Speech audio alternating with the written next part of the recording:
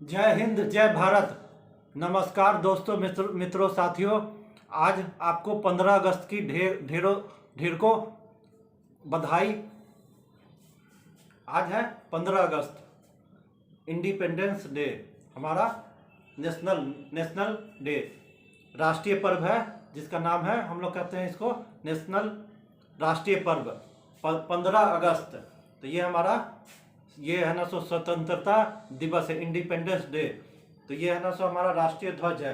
तो देखिए, हम लोग है ना स्वतंत्रता दिवस के उपलक्ष्य में हम सभी लोगों को ढेर को बधाई, शुभकामनाएं दे रहे हैं। और ये देखिए, ये हमारा राष्ट्रीय ध्वज है। आप हम लोग सभी जानते हैं कि हम लोग इस दिन 15 अगस्त के दिन सभी कोई अपने घर पर तिरंगा लहराता है, फहराता है। और अब तो ये हो गया है, हर घर तिरंगा, घर घर तिरंगा, आज़ादी का अमृत महोत्सव।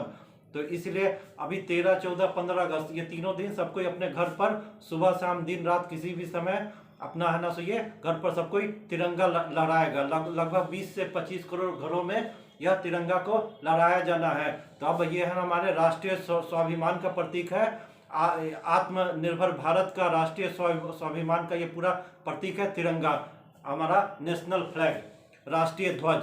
तो देखिए, ये है ना हमारा जो नेशनल फ्लैग है, राष्ट्रीय ध्वज। तो इसका डिजाइन किसने इसको बनाया था? देखिए, ऊपर में क्या है, केसरिया है, फिर है ना सफेद है, फिर नीचे में हरा है, बीच में है ना धर्म चक्र है, अशोक चक्र है। तो इसको कौन बनाया था? आखिर कौन व्यक्ति है जिसने इस है ना सो हमारा ये राष्ट्रीय ध्वज, नेशनल जो है ना सो फ्लैग है हमारा, इसका डिजाइन कौन बनाया था, किसने बनाया था? तो उसी के बारे में हम लोग चर्चा करने जाएंगे। आज 15 अगस्त का दिन है, तो बहुत ही हमारा ये है ना राष्ट्रीय पर्व है। इस दिन सब कोई जलेबी ये सब भी तो खाता ही है। तो हमारा ये राष्ट्रीय मिठाई क्या हुआ? जलेबी को हम लोग राष्ट्रीय मिठाई कहते हैं। तो ये इस दिन तो लोग खाता है, लेकिन ये जो है ना हमारा ये नेशनल फ्लैग है, इसका डिजाइन किसने बनाया था? तो उन्हीं के बारे में आज हम लोग चर्चा करने जा रहे हैं, किसने बनाया था। तो देखिए, इनका नाम है पिंगली वेंकैया। तो आप लोग है ना सो ये राष्ट्रीय ध्वज तो हम लोग हर लहराते ही हैं 15 अगस्त, 26 जनवरी को। अब तो परमिशन मिल चुका है, नया कोड ऑफ कंडक्ट आ चुका है कि कोई भी व्यक्ति कभी भी, किसी भी दिन, किसी भी समय में ये तिरंगा अपने घर पर लहरा सकता है। कहीं भी किसी भी संस्थान में ये परमिशन अब मिल चुका है, सुबह शाम दिन रात। तो ये तो मिल ही सकते, ये तो हम लोग सब कुछ जानते हैं। तो इनका डिजाइन बनाया था कौन? पिंगली वेंकैया। तो ये है ना सो महान गांधीवादी विचारक थे। तो ये पिंगली वेंकैया जो थे सो महान गांधीवादी विचारक थे, और हमारे स्वतंत्रता संग्राम के महान तेलुगु स्वतंत्रता संग्राम, यह है ना स्वतंत्रता सेनानी थे। यानी कि गांधीवादी, ये महान गांधीवादी विचारक, और है ना सो हमारे महान तेलुगु स्वतंत्रता सेनानी, क्या नाम था इनका? पिंगली वेंकैया। तो ये है ना सो हमारे महान तेलुगु स्वतंत्रता सेनानी थे और गांधीवादी विचारक थे।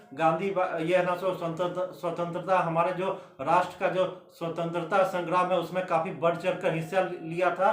तो इनका जन्म कहाँ हुआ था? इनका जन्म हुआ था 2 अगस्त 1876 को। 2 अगस्त 1876 को आंध्र प्रदेश में हुआ था। आंध्र प्रदेश के एक कृष्णा जिले, आंध्र प्रदेश में एक जिला है जिसका नाम है कृष्णा जिला।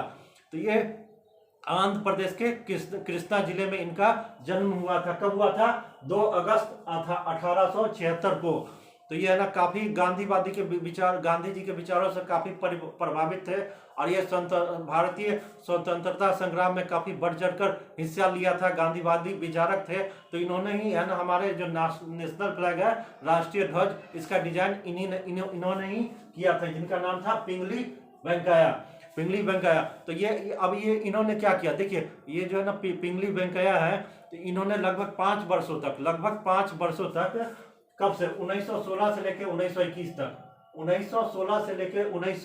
तक, लगभग 5 वर्षों तक है ना सो ये है ना सो तिरंगे के डिजाइन में काफी अपना समय योगदान दिया। और इन्होंने काफी बारीकी से 1916 से लेकर 1921 तक काफी बारीकी से 5 साल विभिन्न देशों के जो है ना सो नेशनल फ्लैग है, राष्ट्रीय ध्वज, उस पर काफी बारीकी से गहन अध्ययन किया, पूरा गहन अध्ययन किया, उस माना जाता है कि लगभग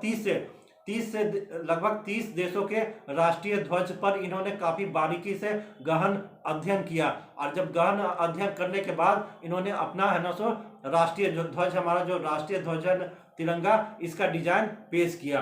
तो कब पेश किया? लगभग 5 वर्षों तक लगभग 30 से ज्यादा देशों पर ये के जो है ना राष्ट्रीय ध्वज है, नेशनल फ्लैग है, उसके डिजाइन पर, उसके बारीकी पर काफी विशेष तौर पर काफी बारीकी से ध्यान देके उसके बाद है ना ये है ना सो भारत का राष्ट्रीय ध्वज, नेशनल फ्लैग है ना, उसका डिजाइन प्रस्तुत किया। कब किया? तो है ना सो वर्ष 1921 में कांग्रेस के सम्मेलन में राष्ट्रीय ध्वज का डिजाइन पहले बार पेश किया। तो देखिए वर्ष 1921 में कांग्रेस के वार्षिक सम्मेलन में राष्ट्रीय ध्वज का डिजाइन पहले बार पिंगली वेंकैया ने प्रस्तुत किया। तो कांग्रेस का जो वार्षिक सम्मेलन था वर्ष 1921 में, उसमें पहले बार लगभग 5 वर्षों तक इन्होंने अनेक देशों के नेशनल फ्लैग, राष्ट्रीय ध्वज का उसका डिजाइन है, उस पर काफी बारीकी से अध्ययन करने के बाद अपने ये भारत का नेशनल फ्लैग बनाया, और उसका डिजाइन को कांग्रेस के या ना, तो ये जो वार्षिक सम्मेलन होता है वर्ष 1921 में कांग्रेस के वार्षिक सम्मेलन में राष्ट्रीय ध्वज का डिजाइन पेश किया। तो जब राष्ट्रीय ध्वज का पहले बार 1921 में कांग्रेस के सम्मेलन में हमारे जो नेशनल फ्लैग का डिजाइन पिंगली वेंकैया ने प्रस्तुत किया, तो उसमें क्या था? उसमें था लाल रंग और हरा रंग, मात्र यही दो था। पहले क्या था इस डिजाइन में? क्या सिर्फ लाल रंग और हरा रंग। तो लाल रंग किसका प्रतीक था? हिंदू धर्म, क्या कि हिंदू धर्म में लाल या भगवा को काफी मान्यता मिलता है, तो इसीलिए इसमें लाल धर्म किसका था? सिंबलाइज करता था हिंदू लोग को। और नीचे में दिया हरा, तो हरा किसको? मुस्लिम को। आप जानते हैं कि मुस्लिम धर्म में, इस्लाम में हरा को काफी पवित्र माना जाता है, काफी ऊंचा स्थान है। तो इन्होंने हिंदू मुसलमान को जोड़ के ये बनाया हमारा राष्ट्रीय ध्वज, जिसमें ऊपर में लाल रंग का पट्टी था और नीचे हरा रंग का पट्टी था। और ये कांग्रेस के जो अधिवेशन था वर्ष 1921 का जो अधिवेशन था, उसमें इस डिजाइन को प्रस्तुत किया।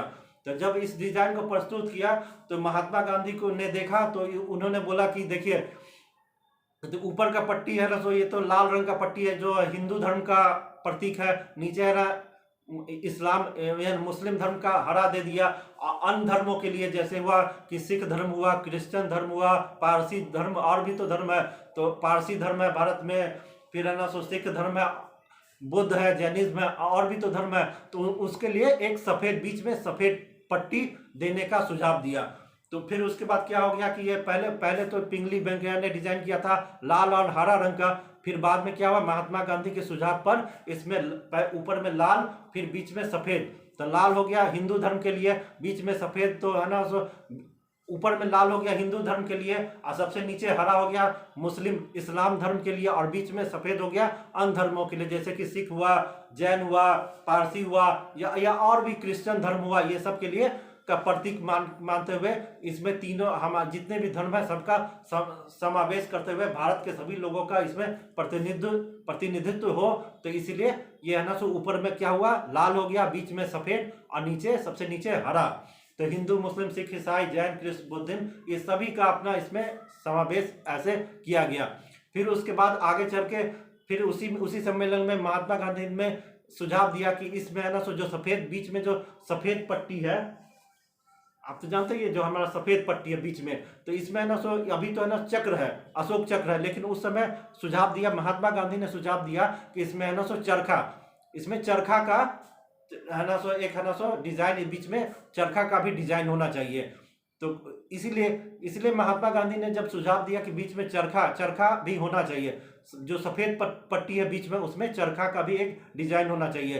तो महात्मा गांधी ने चरखा का जो है ना सो डिजाइन का उस बीच में रखने का सुझाव दिया, वो इसलिए दिया कि चरखा को है ना सो प्रगति का प्रतीक मानते थे। महात्मा गांधी चरखा को प्रगति का प्रतीक मानते थे, स्वदेशी का प्रतीक। चरखा उस समय जो भी हमारा उस समय स्वतंत्रता संग्राम जो चल रहा था, तो उसमें चरखा क्या था, एक स्वदेशी का प्रतीक था, और आत्मनिर्भर भारत का भी प्रतीक था। इससे है ना सो भारत के लोग, खास करके ग्रामीण इलाकों में लोग क्या थे, इससे है ना सो चरखा से है ना अपने आप को आर्थिक रूप से स्वावलंबन बना सकते थे। तो ये है ना सो इसीलिए है ना महात्मा गांधी ने चरखा को एक तरह से क्रांति का प्रतीक माना था, स्वदेशी का प्रतीक माना था, और ये है ना सो आत्मनिर्भर भारत का भी चरखा उस समय प्रतीक माना था महात्मा गांधी ने, कि ये भारत के लोगों को, भारत की जनता को ये आर्थिक रूप से स्वावलंबन बनाएगा। तो इसीलिए महात्मा गांधी ने सुझाव दिया कि बीच में जो सफेद पट्टी है उसमें एक चरखा का भी एक है ना सो डिजाइन बीच में रहना चाहिए। तो उसके बाद क्या हो गया कि अब आप देखते हैं कि ऊपर में, सबसे ऊपर में उस समय क्या हुआ, वर्ष 1921 में जब ये जो है ना प्रस्ताव कांग्रेस के अधिवेशन में जब ये डिजाइन पेश हुआ, तो सबसे ऊपर में क्या हो गया, लाल था, फिर है ना, फिर उसके बाद सफेद हो गया, तो सफेद हो गया, और बीच में यहाँ पर अभी तो चक्र है ना, लेकिन उस समय क्या हुआ, इसमें चरखा, गांधी जी का चरखा बीच में था, और सबसे नीचे हरा।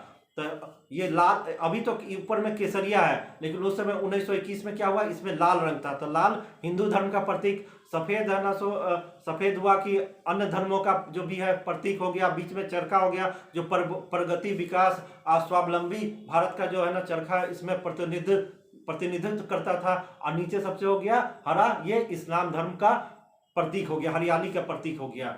तो इस तरह हमारा ये 1921 के ये अधिवेशन में ये है ना सो बात, ये है ना हमारा नेशनल फ्लैग का पूरा डिजाइन पेश हुआ। फिर बात आगे बढ़ा, तो फिर है ना सो फिर आगे चल के क्या हुआ कि वर्ष 1931 में कांग्रेस का फिर है ना सो ये अधिवेशन हुआ। कांग्रेस का जब अधिवेशन हुआ वर्ष 1931 में, 10 साल के बाद, कांग्रेस का जो कांग्रेस के वार्षिक सम्मेलन में तिरंगे के राष्ट्रीय ध्वज के रूप में अपनाने का प्रस्ताव पेश किया गया। तो देखिए, अब फिर वर्ष 1931 का बात है। वर्ष 1931 में क्या हुआ कि कांग्रेस के वार्षिक सम्मेलन में, वर्ष 1931 में जो कांग्रेस का जो वार्षिक सम्मेलन हुआ था, तो उसी का चर्चा है कि वर्ष 1931 में कांग्रेस के वार्षिक सम्मेलन में तिरंगे को राष्ट्रीय ध्वज के रूप में अपनाने का प्रस्ताव पेश हुआ। तो 1921 में तो इसका तिरंगा का डिजाइन पेश किया गया, लेकिन फिर 1931 के कांग्रेस के जो वर्ष 1931 का जो कांग्रेस का जो अधिवेशन था, वर्ष 1931 का में कांग्रेस का जो वार्षिक अधिवेशन सम्मेलन था, उसमें तिरंगे को राष्ट्रीय ध्वज के रूप में अपनाने का प्रस्ताव पेश किया गया। यानी कि वर्ष 1931 के जो कांग्रेस का जो सम्मेलन था, वार्षिक सम्मेलन था, उसमें तिरंगे को राष्ट्रीय ध्वज, देखिए तिरंगे को राष्ट्रीय ध्वज के रूप में अपनाने का प्रस्ताव पेश किया गया।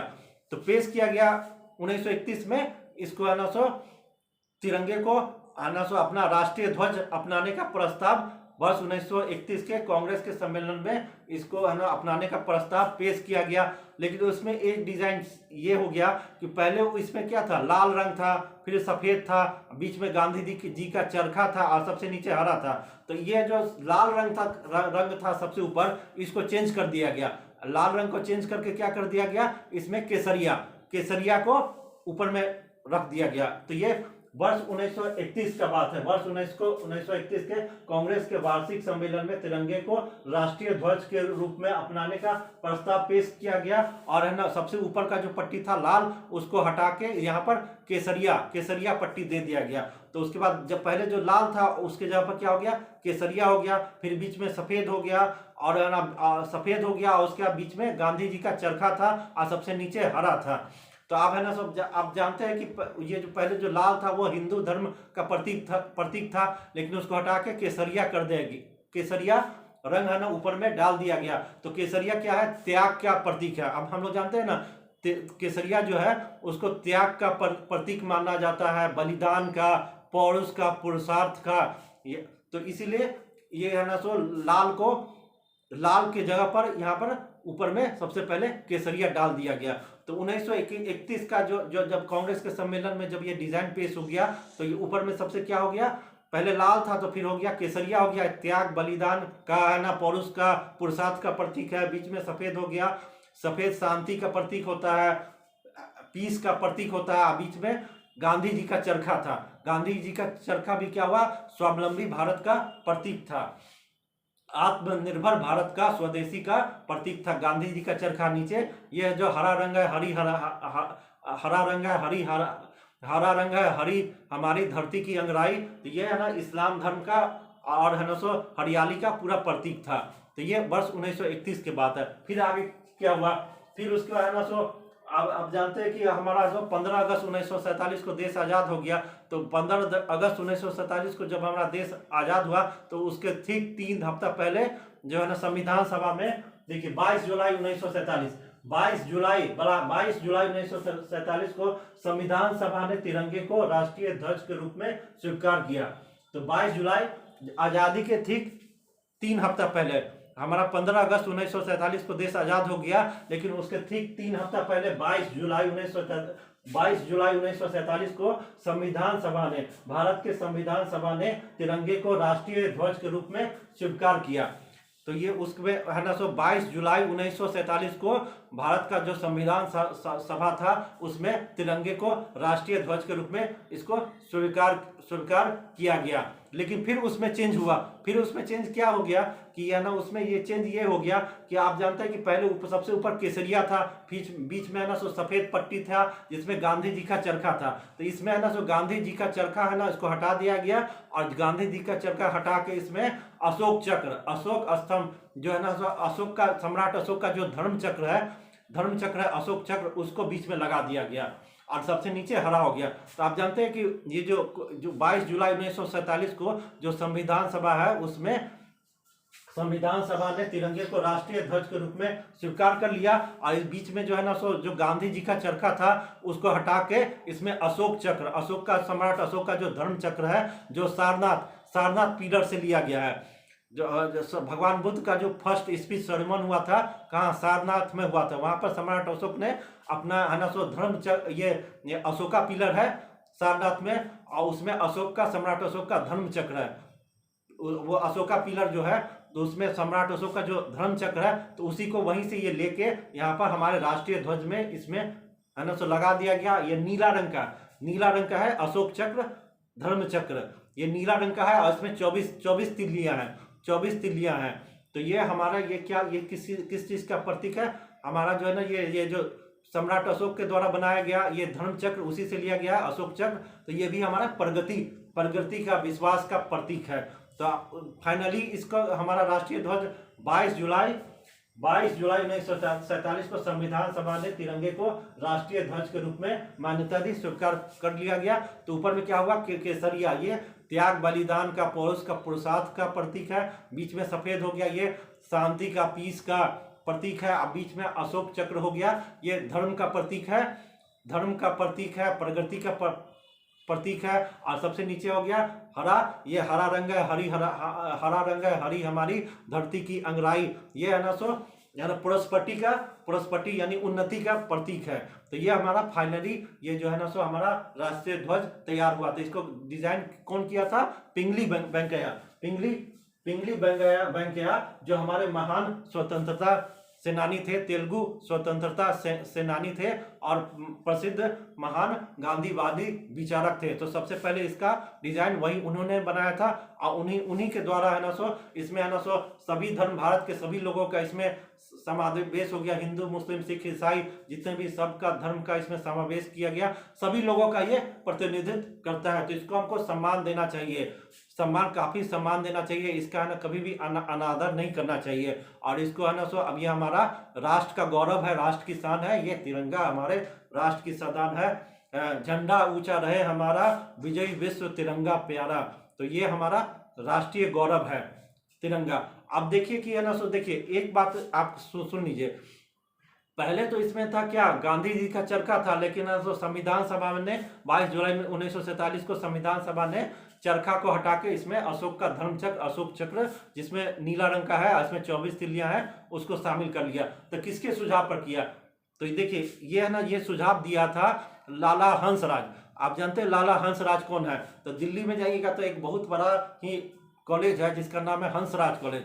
तो हंसराज कॉलेज तो किनके नाम पर है, लाला हंसराज। तो भारत के प्रसिद्ध बहुत ही महान शिक्षाविद थे, बहुत ही महान शिक्षाविद थे जिनका नाम था लाला हंसराज। उन्होंने ही सुझाव दिया था कि है ना सो ये जो हमारे ये बीच में जो है ना सो गांधी जी का चरखा है उसको हटा के अशोक का जो चक्र है, अशोक का जो धर्म चक्र है उसको बीच में लगाया जाए। तो उन्होंने सुझाव दिया था। तो ये लाला हंसराज थे, तो वो भारत के महान शिक्षाविद थे। और यही नहीं, वो है ना सो ऋषि महर्षि दयानंद के अनुयायी थे। महर्षि जो दयानंद थे, ऋषि जो दयानंद सरस्वती थे उनके भक्त थे और काफी उन्हीं के अनुयायी थे। अब प्रसिद्ध, भारत के प्रसिद्ध शिक्षाविद थे। और ये लाला हंसराज ने ही लाहौर में सबसे पहले डीएवी स्कूल या कॉलेज की स्थापना की थी। सबसे पहले डीएवी जो अभी हम लोग सुनते होंगे, डीएवी स्कूल, डीएवी कॉलेज, जो भारत के हर जगह कोने कोने में, हर शहर में आपको मिल जाएगा, बहुत जगह गांव में भी मिल जाएगा डीएवी कॉलेज, डीएवी स्कूल। तो ये इसकी स्थापना सबसे पहले कौन किया था?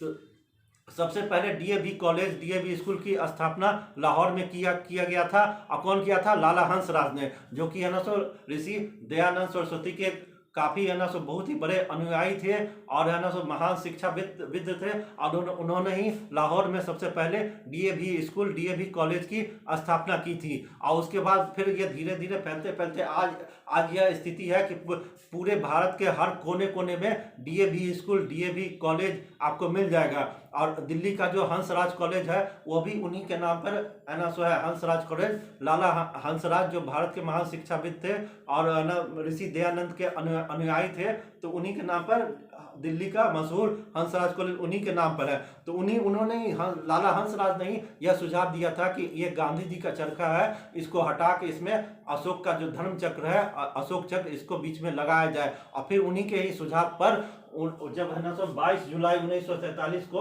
संविधान सभा ने तिरंगे को राष्ट्रीय ध्वज के रूप में स्वीकार किया और है ना सो यहाँ पर गांधी जी का चरखा हटाकर इसमें अशोक का धर्म चक्र लगा दिया, जो इसमें नीला रंग का है, इसमें 24 तिल्ली है। ये भी प्रगति का प्रतीक है, प्रगति का, आत्मनिर्भर भारत, स्वदेशी स्वावलंबन, भारत के स्वाभिमान का प्रतीक है। तो इस तरह हमारा ये नेशनल फ्लैग, राष्ट्रीय फ्लैग डिजाइन, इसको कौन बनाया? सबसे पहले इसको पिंगली वेंकैया, जो है ना, जो हमारे स्वतंत्रता सेनानी थे, गांधीवादी विचारक, उन्हीं के कारण आज ये हमारा राष्ट्रीय गौरव, राष्ट्रीय शान, आन बान शान, हम भारत के सभी लोगों का, जो 140 करोड़ भारत के देशवासी है, सभी का आन बान शान, हमारा राष्ट्रीय ध्वज, राष्ट्रीय प्रतीक, नेशनल फ्लैग, तिरंगा है ना सो पिंगली वेंकैया द्वारा बनाया गया है। तो ये है ना, वीडियो देखने के बाद आप देखिए, वीडियो तो देख लिया, इसको लाइक कीजिएगा, लाइक करने के बाद इसको सब्सक्राइब जरूर कर दीजिएगा।